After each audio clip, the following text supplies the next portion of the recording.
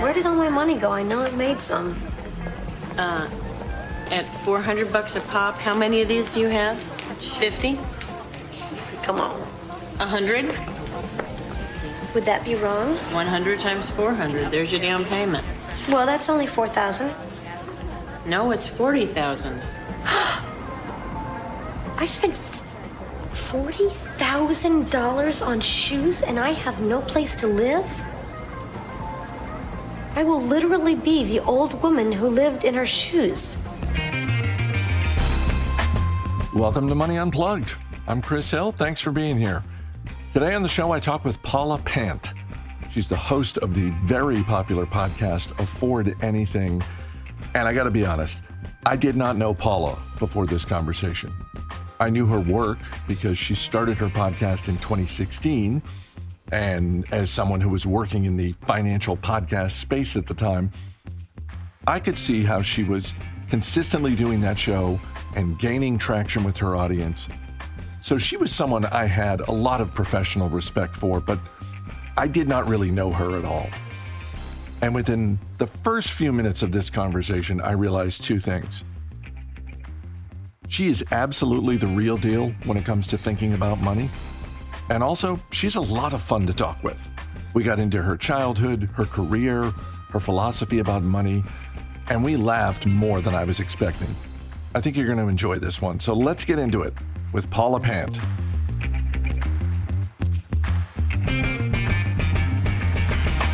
Do I have this right that you grew up in Ohio? I did, yeah. Whereabouts? Cincinnati. What's the first memory you have when it comes to money? I don't know if there is one discrete, specific first memory, but overall, my early impressions of money were formed from accompanying my mom as she would spend all day going to 4 different grocery stores because milk was cheaper at one and bread was cheaper at another and bananas were cheaper at the third. And so, you know, in preparation for our trip to the grocery stores, she would sit at the kitchen counter and she would clip coupons from the local newspaper. And she had piles of coupons. She would plan the route, you know, and she had her stacks of coupons. And so she knew that we would go to this particular grocery store first with this stack of coupons. And this is how we could maximize the deals that we were getting there. Then we'd go to this other grocery store second with this other stack of coupons, and we'd maximize those deals. And that was, you know, it was an all day. It was like the, you know, full day project, just picking up groceries. You know, it was 6 hours of optimizing the frugality around grocery shopping. But she was like that with everything, you know, buying clothes when it was on sale, buying back to school supplies, that sort of a thing. And so those are all of my earliest memories around money, is like dedicating a lot of time. She was a stay-at-home mom. And so her real kind of full-time job was frugality. Was she essentially running the household budget? I doubt that she was managing, this is our intake, this is our outflow. I don't think she was managing it to that level. She essentially was given one task, which was economize everything, right? Buy everything as cheaply as possible. And so with that directive in mind, everything that she purchased, whether it was groceries or cleaning supplies or clothing or back to school supplies, you know, she never even bought anything that wasn't a sheer necessity. But for the necessities that she purchased for the household, for the shampoo and conditioner and the soap, it was with the directive of buy as frugally as possible. What did that feel like growing up? Because frugality strikes me as one of those things where it can go in a couple different directions. It can, in a positive sense, it can feel like, hey, we're all on the same team. We're all contributing. This is the mission of our financial life, to just live frugally. It can also feel like you're just on the edge of having real problems. You know, for us, it didn't feel as though the frugality was coming from a place of being at the edge of bankruptcy, for example. It felt as though frugality was a mission, a directive, you know, an operating mode. So frugality was like the operating system, and we never even questioned whether or not it was the right one. And we certainly, especially with her being a stay-at-home mom, never questioned the time value of money. And that later in life became one of the major lessons that I had to really unlearn, and that I still actively have to remind myself to actively unlearn on a daily basis. Because, there was never the thought of how much time are these savings costing us. What was the first job you had when you were a kid? I was 15 years old. I worked at McDonald's. My dream actually was to work at Taco Bell, but you had to be 16 to work at Taco Bell. Really? So, yeah. Taco Bell was making that distinction? Yeah. They distinguish between 15 and 16, at least at the time. At the time in the state of Ohio, because there are different like labor laws around 15-year-olds versus 16-year-olds. So, yeah. And McDonald's was fine with that. McDonald's was like, that's fine. Yeah, no exactly. Problem. Exactly. So I applied to Taco Bell, but I got rejected because I wasn't 16. So then I applied at McDonald's and got accepted. So I worked at the McDonald's drive-thru. And what was that experience like? It was tough. Working at a drive-thru, to this day, it's probably my hardest job because at a drive-thru, you've got to like go. You're taking the orders and you're pouring the drinks and you're putting the fries and you're bagging everything and you're collecting the money from the people and you're doing all these things simultaneously. And there's a queue of cars backed up. So like you're doing all of these different things simultaneously. And then because there's a queue, like there's no time. If your shoelace is untied, like there is no time to bend down to tie it. You've got to, and they want they're aiming for 90 seconds, for every order. So like they really want you to turn these cars. So yeah, like if you forget going to the bathroom, like there's definitely no time to pee. Like that's just off the table.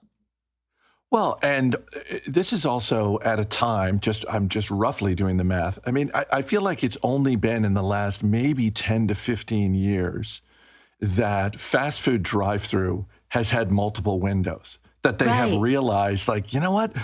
After decades of evidence, we've realized maybe this is more than a one-person job. Let's have two windows, and the first window is taking the order, making the change, that kind of thing. And then it's like, drive to the next window. They're going to have your food. Right. That makes so much more sense because if you can have one window that just does ordering and payment, and then a second window that handles food, I mean, that cuts the workload in half for the drive-thru workers. Like that would have been incredible. But yeah, that was not how it was when I was working there.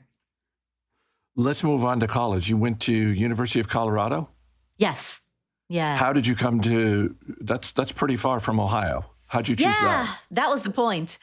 Oh, okay. Yeah. So growing up, I'd spend my school years in Ohio. And then every third summer, I would go to visit my family in Kathmandu. And so it makes me sound worldly, but really I had a worldview that the globe was no bigger than Ohio and Nepal. Like those are the only two places I really knew. But because I had that experience of spending my summers in Nepal, I always connected with the mountains. And I had a hard time relating to, a lot of the people that I grew up with in Ohio. They had a worldview that the world was no bigger than Ohio, or, Ohio, and a lot of them would vacation in South Carolina. They'd go to Myrtle Beach or Hilton Head. So their worldview was basically Ohio and South Carolina.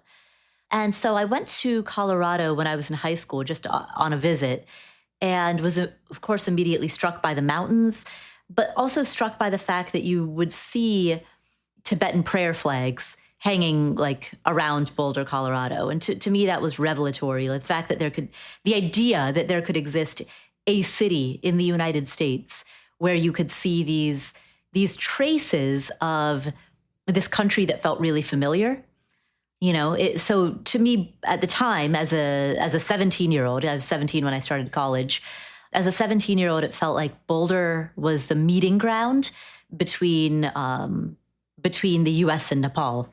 I have a more refined understanding of it now, but at the age of 17, based on, what I knew at the time, that was the closest thing that I could find to, living in a place that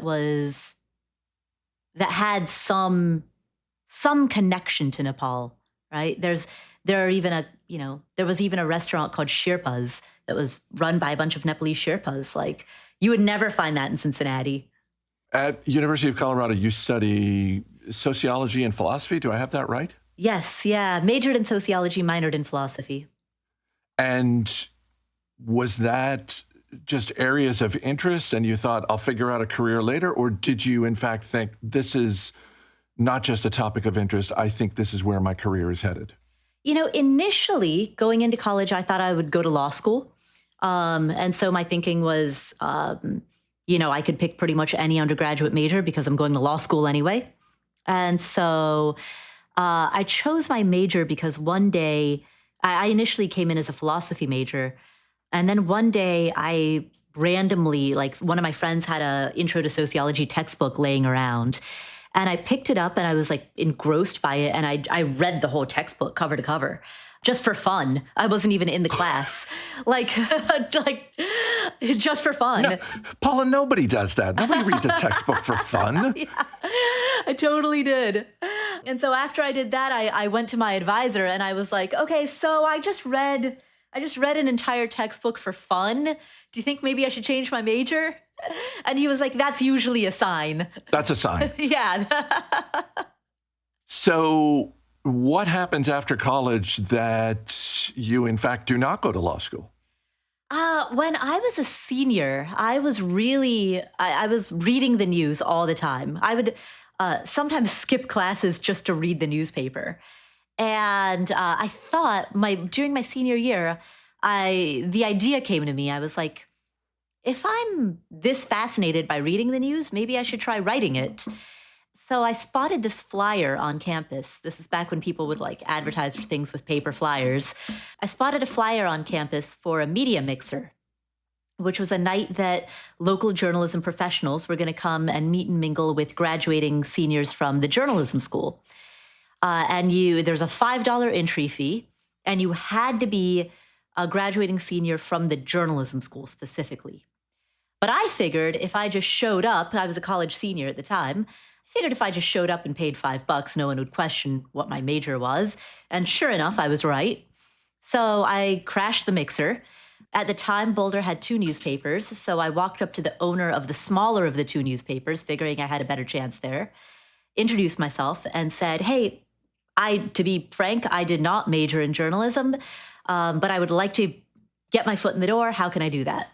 And he basically told me to get lost. And so then I went one layer below him, and I went to the managing editor of that same newspaper and repeated the same pitch. And the managing editor recognized my name from a letter to the editor that I had written a few weeks prior. And he said, I remember that letter to the editor. It was very well written. So I'll tell you what, we have a couple of kind of bigger issues coming up. We need a few freelance writers. I'm going to assign you 3 freelance articles. I'll pay you $75 per article. Let's see how you do. And so I didn't know how to write a news article. And so I went online. I looked up the syllabus to the junior level practicum class. On the syllabus, they have a list of the textbooks. So I ordered the textbook once again. And you're like, hey, I love reading textbooks. Let me just dive in. Exactly. This is like a theme that keeps coming up. I ordered the textbook, read the whole thing cover to cover on my own. Based on what I learned there, I wrote the 3 articles. He liked what I did, so he offered me an internship. And then at the end of the internship, he offered me a full-time job. Nice. Yeah. So way to break the rules and bet on yourself. Yeah. At what point does your current job, or rather the realm of your current job, start to seep into your life? Because, something that's come up on this show before with people who enter professions that don't pay a ton of money, and certainly journalism is on that list. Mm-hmm. For some people, that's when it starts. It's, okay, I'm starting a career in journalism. I better learn how to take care of my money. Is that when it started for you? No. So I've always been fascinated by personal finance. Like, even back in high school, In high school, I read The Millionaire Next Door. That's probably the first personal finance book I ever read. Shortly after college, I read Rich Dad, Poor Dad. That was very influential in my early life. When I would go to Barnes & Noble, I would go straight to the magazine section, and I would immediately go to Money Magazine and Kiplinger's. And so reading about personal finance always held an interest. To me, money was, it's the ultimate resource allocation, right? Like we can talk about time being a limited resource that you need to allocate, or attention, but those are amorphous and it's hard to track. It's hard to quantify. You could theoretically quantify your time, but it's hard to do that very consistently. Money it's the most trackable form of resource allocation. And to that extent, it is the most trackable and quantifiable method of expressing your values in a measurable way. It's a physical manifestation of your thoughts, your ideas, your values, the life that you want to create. So for all of those reasons, again, philosophy initially major, but philosophy minor, right? The philosophy of money was probably the first thing that was probably what drew me to it. So it really started with the philosophy of money and then went later, as I matured, into the tactics of money and the strategy of money, and then even beyond that, the psychology of money. You made a reference earlier to having to unlearn some lessons from early in life. How did that manifest itself as you are now, an adult in your 20s? You're working a job, you're paying rent, all of that sort of thing. When did some of those light bulbs come on in terms of personal spending and saving habits that you thought, wait a minute, maybe I've been doing this wrong, or maybe there's a better way of doing this? Yeah. In my early 20s, because I didn't make very much, so my starting salary straight out of undergrad was $21,000 a year, and that's in 2005 dollars. So if you adjust it for inflation, that's probably around $32,000, $33,000 a year in today's dollars. I haven't done the exact calculation, but ballpark, we'll say call it somewhere between $30,000 to $35,000 in today's dollars. Because I wasn't making very much, I did have to live very, very frugally, and that felt natural to me because that was what had been modeled for me. So I never felt that felt familiar and that felt normal. But then when I was at the newspaper, I also, to make extra money, started freelancing during the evenings and weekends. And at an hourly basis, I made way more freelancing than I did in my full-time job. Really, two things happened simultaneously. One was that I saw the power of being able to branch out independently outside of a W-2 and work for myself. And I saw that there are fewer income limitations in doing so. At that time, I still had not distinguished self-employment from entrepreneurship. That's a refinement that would come later through experience.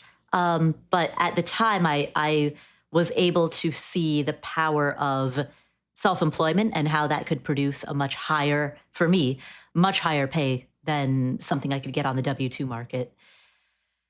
That was one thing that happened. And then the second thing that happened was because I was devoting my evenings and weekends to freelancing, necessarily that meant that I couldn't be going to yard sales to look for, pots and pans, right? Like all of the ways that you spend hours trying to save dollars, right? In order to dedicate nights and weekends to freelancing, those were the things that had to give. And so that was the first time I started looking at frugality through a critical lens and asking, wait a second, what is the time value of this hour? And could that hour be better spent making money? And again, these are like very rudimentary questions, because later I would then have to further refine that, because if you take that to its logical conclusion, the end result is you would never shower, right? Because, because the 15 minutes that you spend showering, if your rate is $100 an hour, right? That's a $25 shower, right? And that was something that I had to grapple with. Like, okay, if I am truly trading off these hours for dollars, then how do I justify showering and brushing my teeth and clipping my toenails? How do I justify all of those things? Personal grooming is way too expensive. I should be spending this time writing freelance articles instead. Yeah, exactly.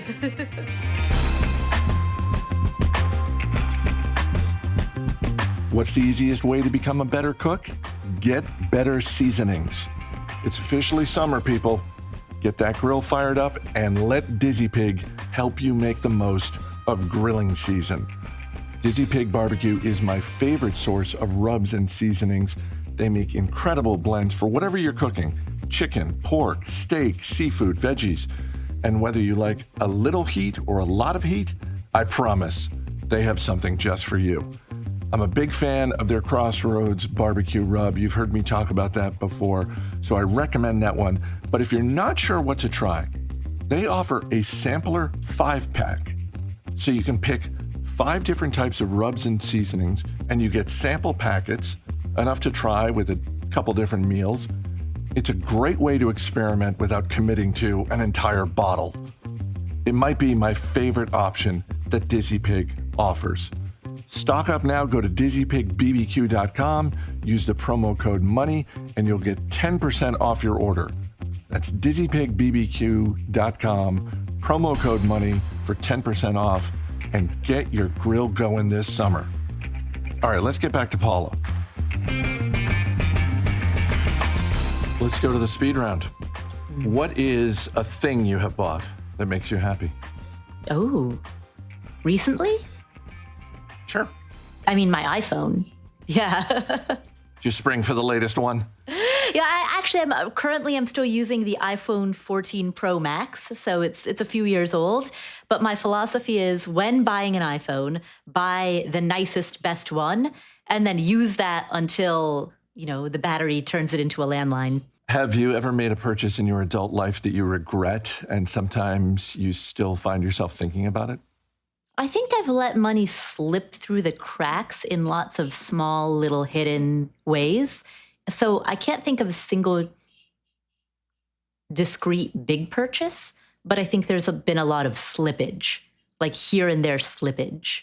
Like, for example, when I moved from Las Vegas to New York, I put all of my stuff into one of those pods, like the storage pod things. And then I just didn't deal with it. So I just let it sit there for 5 years and paid 5 years of storage, and was the stuff inside of that worth storing? I don't know. But I mean, what is worth? Is the fair market value of that stuff worthwhile? No.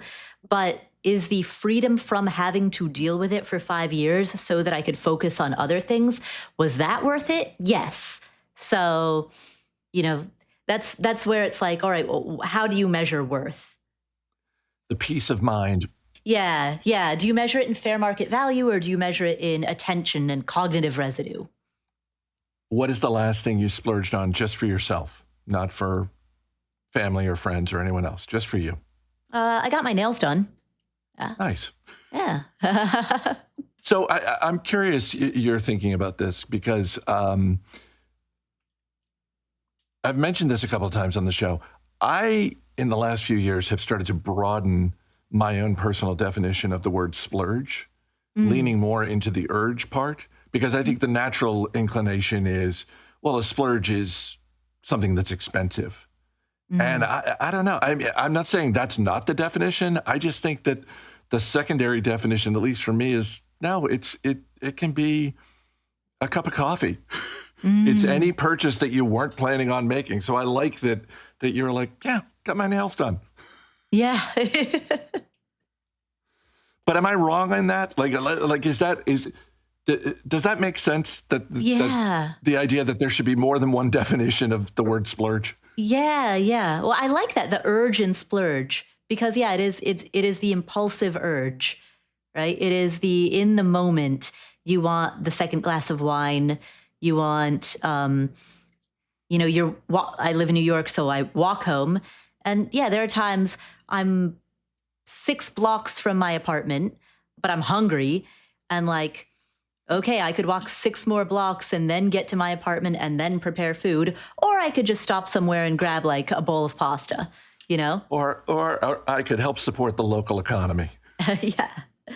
And so, yeah, that is that momentary urge. What is one thing about money that you wish you knew earlier in life? Wish is a loaded word. So I would rephrase it into that would have been useful to learn earlier in life. And I would say it's a cliche that personal finance is personal, but I think earlier in life I assumed that money management was all mathematical. Again, as my understanding of money over the years has grown more refined, I now understand that it is predominantly behavioral. And so there often isn't a quote unquote right answer. There is observing your own habits, your tendencies, your inclinations, and then working with your nature instead of fighting against it. What's a charitable cause that you like to support? Anything that pertains to animals. So there's one in New York called Gotham Creatures. I was supporting them for a while. There's one in Georgia, the state of Georgia, called Freedom for Fido. And they're really interesting because they, a lot of animal charities work with shelter animals. They try to home homeless animals. This one is different because it works with dogs who already have homes, but those dogs are on chains. And so they will build fences. They're in Appalachia, in like the North Georgia Appalachia Mountains. They build fences for low-income families, free fences for low-income families, so that their dogs can get off of a chain and can have a fenced yard to run around in. Nice. Yeah, so that's one that I think is really amazing. Do you have a favorite movie or TV series that has money as a through line? Would it be funny to say Sex and the City? It would be amazing to say Sex and the City. Because even though money is not the overt through line, there are so many money, I don't know, lessons is a strong word, but there are so many money discussions that could be had from that, right? It is that you could pick apart every episode and build a money lesson out of that, or have a money conversation stemming from that. Last thing is a penny for your thoughts. And this is just any sort of wisdom you want to share with people who are listening. And it doesn't have to be about money. It can be about anything. One framework that I like to use is it's what I call double I fire. And so the idea is, the acronym is financial psychology, which is your money mindset, increasing your income, and investing. And it in that order, right? So get your money mindset right first, because with that is the foundational piece. After that, increase your income, because especially if you're lower income, if you're lower income, you don't have a spending problem, you have an income problem. So increasing your income such that you are no longer lower income, like that. So these are like the foundational building block pieces, right? Increase your income to such an extent that you have discretionary income to manage. So financial psychology, increasing your income, then investing. And those are the core foundational pieces in that order. And if you just do the FII part, and you stop there, that's perfectly fine. You could build a great net worth just doing those three things. And then optionally, there's the RE part. And so real estate and entrepreneurship. They're options. You don't have to do it, but it's there if you want to add some fuel to the fire. There you go. Check out episodes of Afford Anything wherever you get your podcasts. I'm Chris Hill. Thanks for listening. I'll see you next week.